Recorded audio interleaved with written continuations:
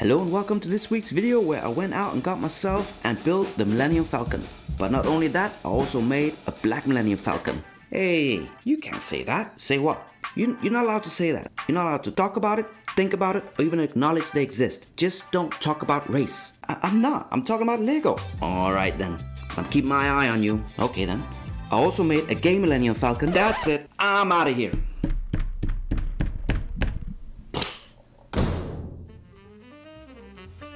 In this video, I'll first review the Millennium Falcon, I'll say some good things, I'll say some bad things, and then I'll say some good things again. So, kind of like a shit sandwich. You mean a news sandwich. What'd I say? Well, you didn't say news sandwich. I'll then explain why I made a Rainbow Falcon and a Night Falcon. And then I'm gonna finish off with some jokes. You know, to keep your attention. You whores. The Millennium Falcon set is actually part of a new line they're calling the Starship Collection. They also released these two, which I honestly don't care much about or even know where they're from. But I'll be looking forward to the release of the USS Enterprise and the Serenity Firefly, which I'm sure they'll be making soon. Right? Right?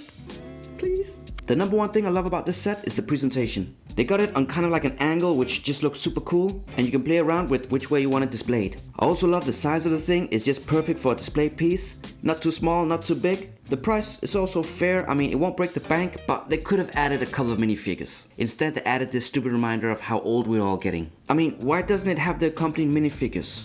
They even made room for it here. One for Chewie and one for Han. Now, I don't have a Han Solo minifig, so here for comparison is Indiana Jones. Seriously, Lego, did you just forget to add them, or did you actually pay someone to make this decision? Unbelievable. Since I'm splitting hairs and unfairly ripping you a new one, I also don't like these massive holes in between the sections which honestly you can't really see in the video here, but it becomes quite obvious when you're playing with it. I mean, surveying its composition and appreciating its aesthetics as a grown-ass man. Pew pew!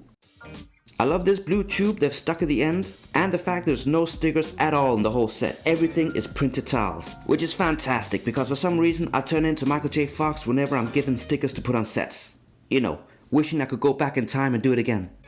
For those of you who know me or seen a few of my videos, you know that I'm not much of a collector. I prefer to mess around with what I have and make mocks, but sometimes they just release something I can't resist, and also I think it's important to learn from others so you don't get stuck in your own little groove.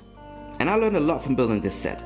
The main thing I learned, and I know some of you will think this is bleeding obvious, but for me it was not to think of the build as a whole thing, but instead split it up into smaller pieces and just focus on how to get the curves right at the back, making the cockpit as its own little thing and then sticking it on later, and these pew pew things at the front. Basically, the base is just this long stick and then you add on the four corners. It's just brilliant. I then tried to make my own version using what I had in my collection, which I knew was going to be a challenge because I knew I didn't have all the pieces. Like, who's got 12 of these half penis looking things? Seriously, who's got that? I could only find 4 or 5 of them in my own collection, so it really made me have to think outside the box. And I must admit, it took me longer than I cared to admit to figure it out, but I could just use these clip-ons, and I was really proud of myself once I figured that one out. Overall, I think I got away with this one. I mean, the shape is there, which is all you can ask for when you're a newbie like me, and it holds together when you lift it up and pew-pew around with it. You know, for the most part. My Night Falcon, on the other hand, is a really cool idea, but I completely failed on this one. Mostly, which was expected. I mean, the main idea behind this was to try and make it without looking at the recipe, or instructions if you want to be straight. So I just tried to make it from memory, and I'm not gonna lie to you, I am the kind of guy you need to tell twice. I remember once I asked a colleague a question and he began drawing me a picture. Now if a grown man feels the need to draw you a picture as he's explaining something to you, I think it's fair to ask yourself, am I stupid? Considering I didn't have the right bricks and I was doing it from memory or freehand, I think I could say I got away with most of this. It was really only the cockpit and getting these front bits aligned that didn't really go that well. And you could almost hold it in your hand without it falling into 1,000 pieces. Almost.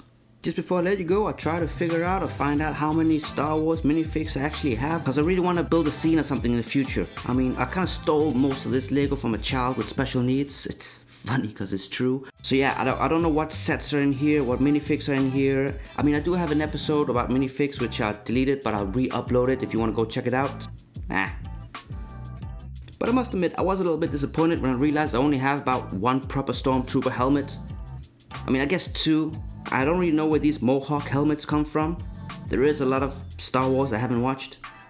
And also these two on the sides, I'm not even quite sure if they're part of the Star Wars uniform. I mean Stormtrooper uniform.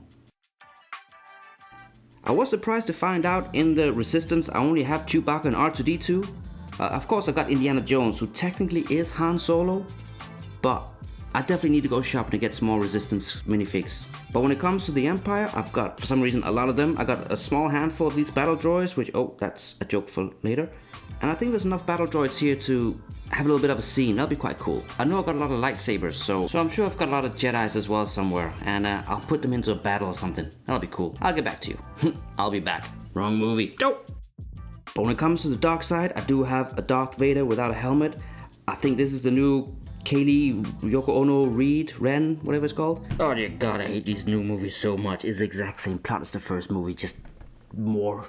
Ooh, also got a Jar Jar. Wait, he's not a bad guy. Really? Read the comments. Finally, I must have missed this movie because apparently R2-D2 went to the dark side twice. And finally, before I go, I've got an idea for Disney. Now, hear me out. A new division of stormtroopers. The Ginger Nuts, the Ginger Army. Their motto could be killing you gingerly. What do you think? I mean, with all these movies they're pumping out, it's bound to happen eventually, right? Come on, I need representation. And also got one of these bad boys. But yeah, that'll be it for me this time. As always, I'd like to thank you for watching. Please do press the like and subscribe buttons so I can annoy more people. And as always, you have a lovely day, and I'll see you later. Cheers, bye.